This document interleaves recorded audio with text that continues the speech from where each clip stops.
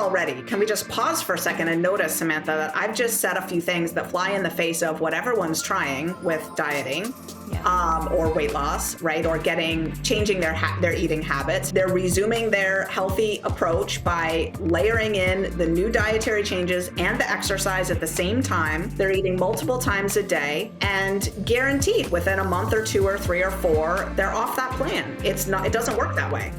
And so do you find that food addiction is just as powerful as an addiction to drugs or alcohol? You know what, Samantha, for me, it was just as powerful, but harder to kick by a lot. Food is the hardest. Food is the hardest. And that's actually a whole chapter in my latest book, Resume.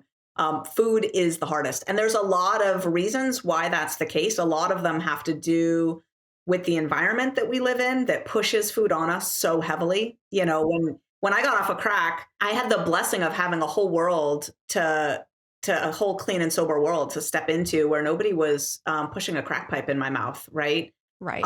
But in our society, food is pushed really hard. And your whole day is a conditioned reinforcer with, cues flying in your face to, eat stuff that's going to send you back down that rabbit hole. And all the other substances, all of them, have nothing to do with survival. And we weren't wired to obsess about their procurement and consumption every day in order to stay alive. But the circuits that are hijacked in food addiction are as primitive and basic as they get, right? So you take those circuits and you jack them up with drugs, essentially. I talk about sugar and flour as drugs because, we could go into exactly why, but for sure. But yeah, it's primitive circuitry. And when it gets hijacked, it's kind of game over. So in terms of the actual cravings and the actual sort of need to keep using, I find it equally strong. In terms of trying to quit, I find it actually way, way harder. It makes sense. Yeah. And I mean, environment plays a huge role, right? Your environment at home, your environment in the workplace, like it's everywhere. The advertising, commercials, like it's so in your face, like you said. So I can understand why it would be so much harder. So can you take us a little bit behind the scenes perhaps of the brain and the brain science of why kicking the food addiction is such a challenge? Yeah, sure. Well, the brain blocks weight loss in essentially 3 ways. The first way everyone is susceptible to, and it's really got nothing to do with addiction. It just has to do with how willpower is wired in the brain. And this sort of helps explain why people have such a hard time not knowing what to eat and what not to eat. I find people are actually really good at that, right? It's like blueberries, yes, pizza, no. Like we all know what we're supposed to be eating. Donuts, no. Drive-through, no. Right? We know that. But the issue is we can't execute faithfully over the long term, right? That's the issue. And it's a willpower issue. And willpower, I call it the willpower gap, right? We just fall into this big willpower gap, especially Friday nights after a long work week and the kids are tugging at our ankles. And it's just, there's been a lot of traffic and, suddenly it's absolutely time to order and take out, right? And you're not about to start assembling ingredients for a big salad, right? So the way the willpower gap works is that there's this tiny part of the brain about 2 inches behind here called the anterior cingulate cortex. And it sits right behind the prefrontal cortex. And it's this nexus that governs all of these different things, making decisions, resisting temptations, which is what makes it the seat of willpower, regulating emotional responses like reining in, sort of snapping at our partner or the kids or whatever, regulating task performance, like imagine sort of, handling an attendance checklist on an Excel spreadsheet or something.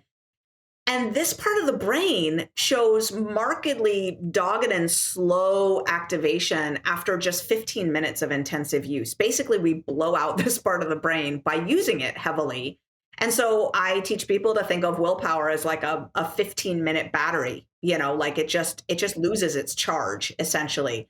And so what that means is in clutch situations, like toward the end of the day, people have a way harder time following, their preferred dietary approach, whatever, at the end of the day than at the beginning of the day. And that's because our willpower craps out on us. The way to bridge the willpower gap is to wire in your eating using a whole different part of the brain, essentially to never rely on choices, because you're going to make the wrong choices often enough that it's going to completely blow your weight loss attempt, right? So if you start to use the basal ganglia, the part of the brain that governs your automatic responses at critical times of the day where you kind of do the same thing in the same way. So think brushing your teeth, right? Not everyone, just 95% of people, but 95% of people really do brush their teeth morning and night with no thought, you don't have to be in the right mood for it. It doesn't matter if you're traveling. It doesn't matter if you've been to a New Year's Eve party. It doesn't matter if you're sick. Like, you just brush your teeth, right? You don't need a sticky note on your mirror to remind you. That's the part of the brain that you want to govern your eating. And when you put automaticity at the center of your weight loss attempt, what happens then is a lot of other things become obvious. One is you don't want to be eating 6 times a day. The whole meals and snacks and small meals all through the day thing. Imagine what would happen if you went to your dentist and he said, "You've been doing so well, Samantha, with this twice a day thing. I now need you to brush and floss 6 times a day. Would you please?"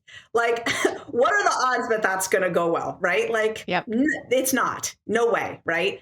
So I recommend that people eat 3 times a day, breakfast, lunch, and dinner. You can totally wire breakfast and dinner into, a morning routine and an evening routine. And then thank goodness there's still a pause midday, for people to eat their lunch. And if you've built a habit of packing your lunch, then that tends to work really well. So automaticity is the key to bridging the willpower gap. And that's why I recommend 3 meals a day. That's why I recommend people do not start an exercise program while they're starting to learn bright line eating or whatever approach to weight loss they're going to try, because it will burn out your willpower and you won't have enough left to get the automaticity right? If you build in a lot of exceptions, which people are famous for making after they've worked out really hard, the brain absolutely demands a compensation effect then. Right. You find yourself, pulling into Starbucks and, well, whatever you just consumed there, I promise you, completely blew out what you just did at the gym from a weight loss perspective, not from a health perspective and, all that. But from a calorie perspective, it absolutely did. And the real problem is that it's messing with your automaticity. So you need to wire in a sort of routine that's clean and clear, no exceptions, for quite a while. And working out, especially with a new routine, will absolutely derail that. And this is why right there already, can we just pause for a second and notice, Samantha, that I've just said a few things that fly in the face of what everyone's trying with dieting or weight loss, right? Or changing their eating habits, however you want to frame it. I know diets are out and, healthy lifestyle changes are in, but whatever you want to call it, a lot of people have some weight to lose and they know it. And it's a health issue. Right there, people are they're resuming their healthy approach by layering in the new dietary changes and the exercise at the same time.